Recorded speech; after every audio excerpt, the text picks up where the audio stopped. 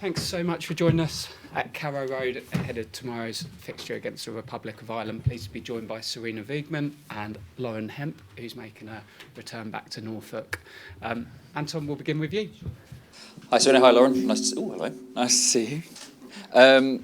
Look, first off, Sarina, obviously, I know you've got one more training session to go, but obviously with these games in July, how is the squad and is everybody available for the game on Friday?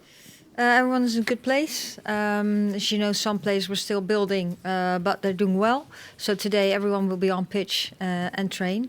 So that's really nice.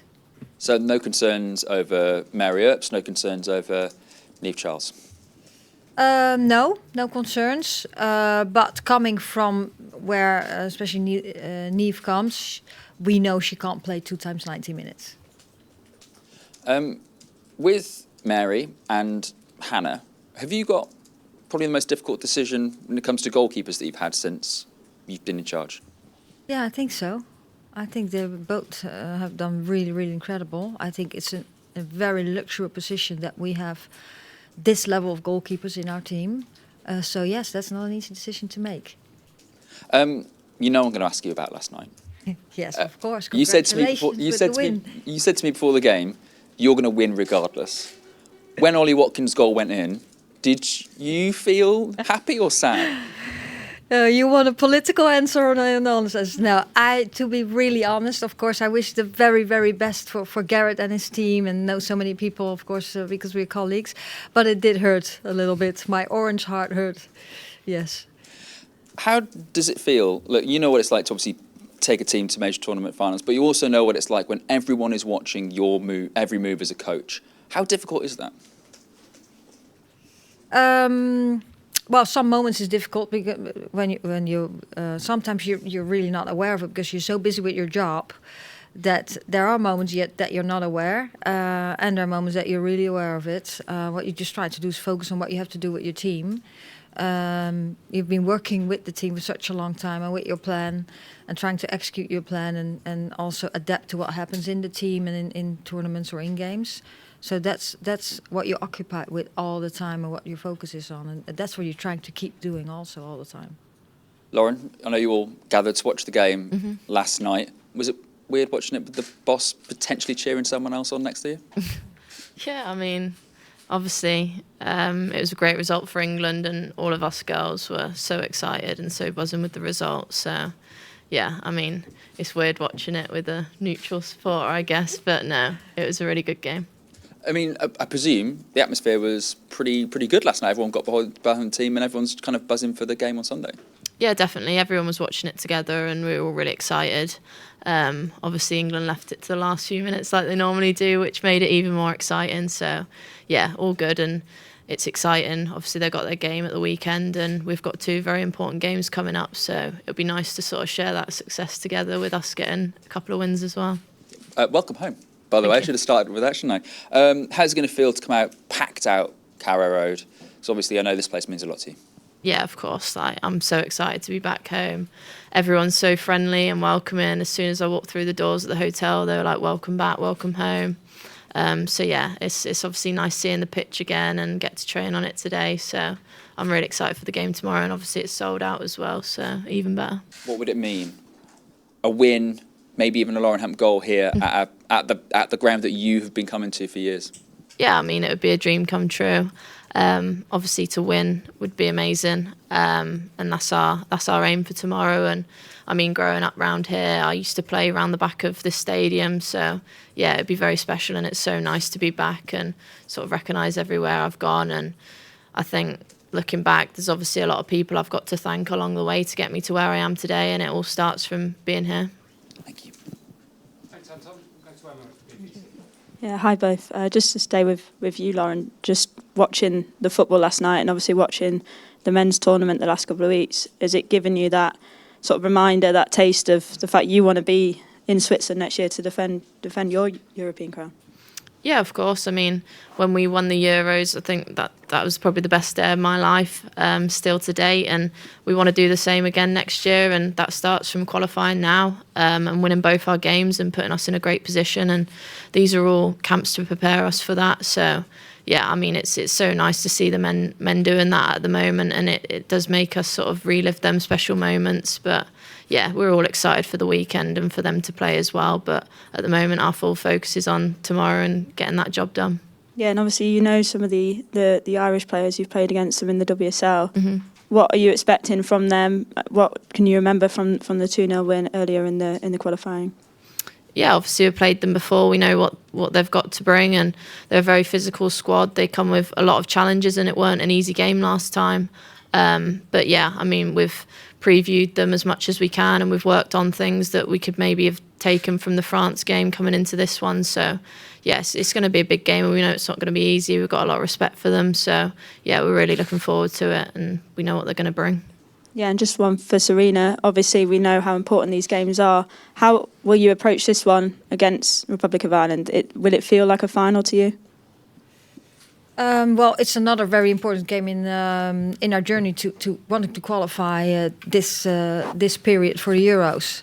So we want to improve our game too. Of course, Ireland, although they haven't got any point yet, they've been really challenging all the teams in this competition. So we expect them to be really tough again tomorrow. Yeah, and of course we approach every game to win. So that's not going to be any difference.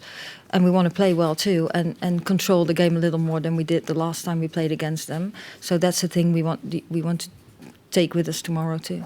All the best. Thank you. Thanks. Thanks, Emma. We'll go to Kit. Hi, Sarina. Hi, Lauren. Nice to see you. Sarina, there's been, this is just going back to the men's football. I know your Dutch heart was a bit upset last night, but it's now 4 summers in a row where England have had a team in a major tournament final, either the men's or the women's. Just what does that say from kind of like a bigger picture perspective of where English football is, that they're having that much success? Yeah, I think we all know football worldwide is the biggest sport, and football in countries is very cultural. But I think in England it's from a different level since I came in and worked here. It's so in the society and so deep, and people support so much, and it's incredible, of course. And I would never ever take it for granted. I think the whole country should be very, very proud of what at this moment the England men do, and it's not easy. That's what we've seen too. So it's good to be English. I think at the moment in football. And I'm thinking about your preparation for this game. I know we spoke to you a bit last week about your kind of the 3 mini camps you've had in the build up to these 2 internationals. Now that they're kind of all done, you might have had a bit of time to reflect. Like, did you get what you wanted out of those 3 camps, and maybe especially the one last week in the Netherlands? Yeah, we got that for sure. Of course, what we said we wanted to build. We need to build some volume, get everyone back up speed. You say that? Because after some time off, then you have to get back in it. So that's what we did. Of course, we wanted to do some work on developing our game and also get prepared for these 2 games, and do some little tweaks in our game plan. Just the one thing, like when I think back at least to the game against Ireland in April, was in the second half, Megan Campbell's long throws for Ireland seemed to cause England a little bit of problems. Yeah. So you've been doing any kind of specific preparation? Yes, to we did. Stop those this time. Yeah, it's a absolute something different that she can bring to the team with those throw-ins. I would say they're almost more dangerous than the corners. So yeah, we prepared for that. So we better keep the ball on the pitch in between the white lines when we're on our own half, or when it goes out, it's our ball, not theirs. Is there anyone in training that can maybe throw it that far? No, we cheated a little bit on that. So she came inside a little more. Good stuff. Lauren, nice to see you. I just wanted again to go back to obviously the game last night, and now we've got England in their first men's Euros final on foreign soil. They're trying to become the first England men's team to win the Euros, but obviously we have had a women's team win the Euros before. Would you have any advice for the team going into Sunday? I don't think they need any of our advice, to be honest. Obviously, they're on a journey themselves, and they know what's needed to win. They're all very experienced players, and they've done this many a times, and loads of them players have been in Champions League finals. many a different finals, so I don't think we need to give them any advice, but obviously we're all rooting for them and we wish them the best of luck going into the weekend. So, Sarina, can I just chat with you? Similar question. Any advice? No, they know exactly what they have to do. I think, yeah, of course, this is the second final. So the Euros in England, they made the final. Now they made the final. That's incredible already. I think they know exactly what they want to do and how they want to do it. So I just wish them all the best. And in England, you would say, let's bring it home, don't they? And just finally from me, but hopefully you can answer this. Like, what are the plans for Sunday, or watching kind of in the team room, I imagine? Well, actually, I don't think you know that. Well, we're in Gothenburg already on Sunday, so that time we gave the players some time off. But I think we'll be together and watch the game. Thank you.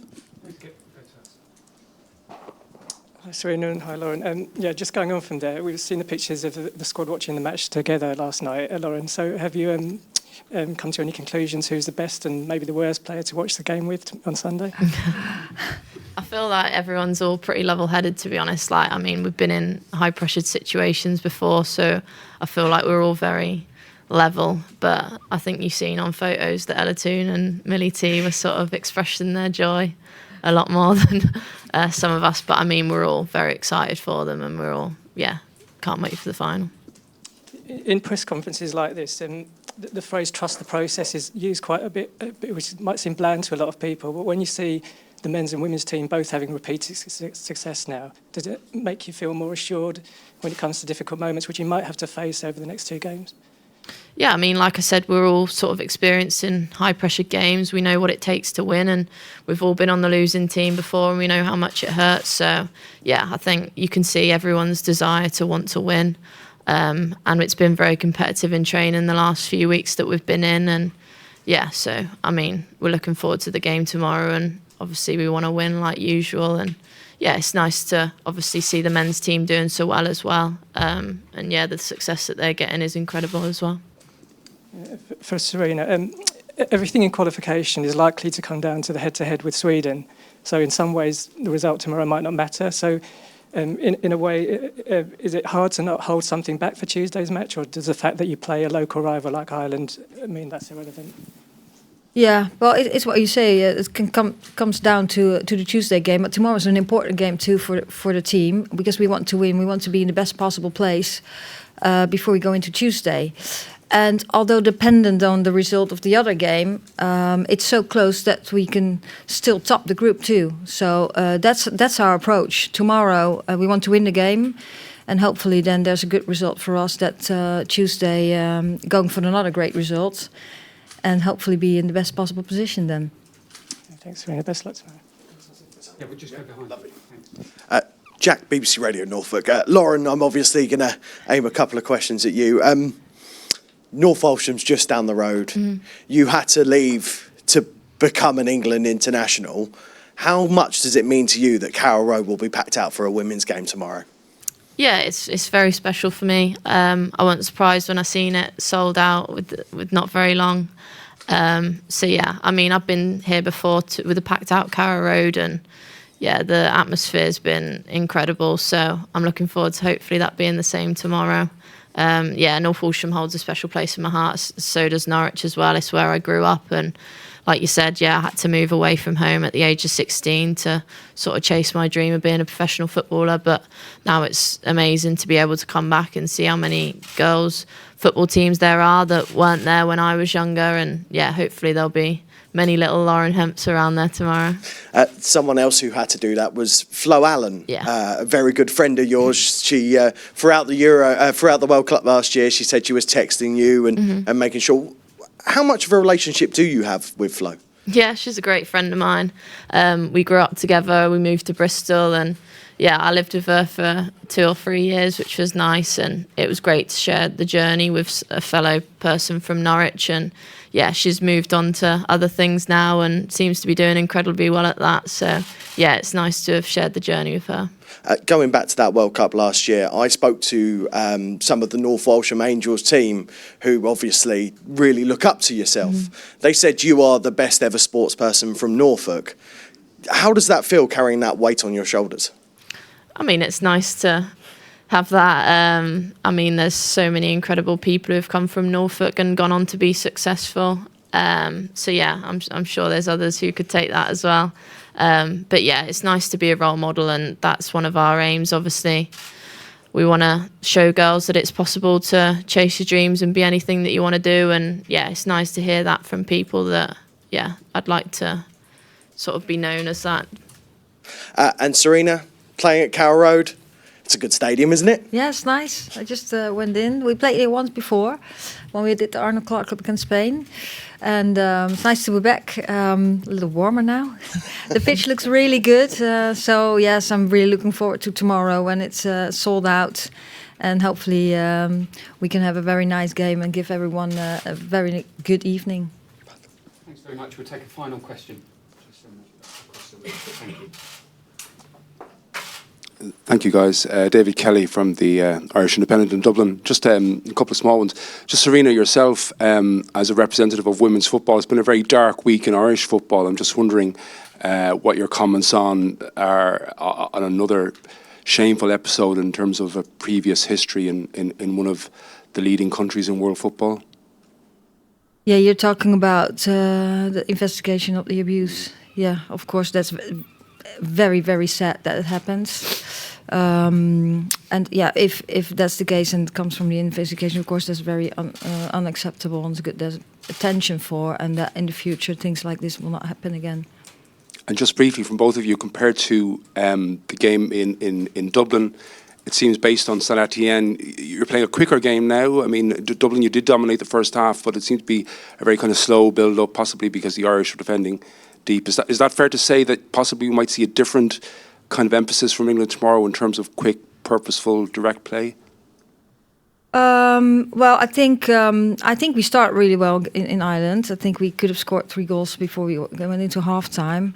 Ireland did some different things than they did in the second half. Over the last games, they also again did some other things also in shape. What we were focusing on is that, yes, we want a quick game. We want a good start and a quick start, and hopefully, of course, we're going to search for a quick goal too, and then keep up that level. This is when we started this press conference. We want to dominate the game, and not only for 45 minutes, but for a longer period of time, despite what our opponent is going to do against us. And just also 1 minute. No McCabe, obviously, so that takes away a lot of the left side, and no Kira Caruso, which has been their primary either target woman, or they have permed one up front with her at times. Didn't work at home with Sweden. What are you expecting in terms of I suppose, tactics and approach? Yeah, well, we prepared for everything, as I just said. So they played in different shapes, and yeah, we know what they did over the last couple of games. We're prepared on that, and then we put our own style of play against that, and hopefully we can dominate the game. That's absolutely what we want. Thanks ever so much. We'll see you tomorrow evening. Thank you. Thank you. Thank you.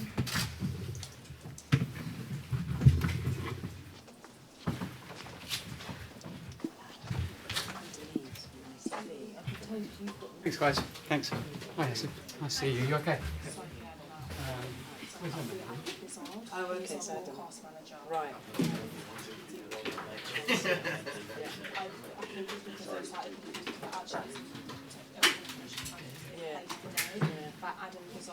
Yeah, he's just taking me.